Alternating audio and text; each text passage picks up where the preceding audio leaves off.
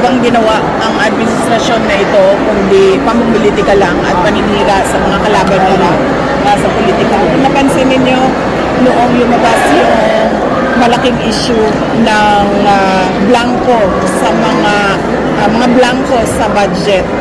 At maraming nagtatanong at maraming nagsasabi na unconstitutional yung budget.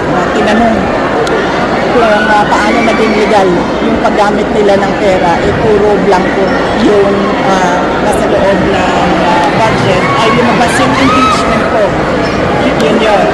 Tapos, nung nagkaroon ng malaking krimen sa Estados Unidos na merong namatay dahil sa drug overdose, at kung makikita ninyo doon sa police report ay nandoon ang pangalan ni First Lady Lisa Marcos na isa sa mga tao doon sa loob ng kwarto kung saan yung tao ay nag-overdose sa suspected drug overdose sa hotel room, at ang daming nakikitang white powder substance na sinabi doon sa police report ay suspected cocaine din, ay bigla nilang kinuha si Pangulong Duterte.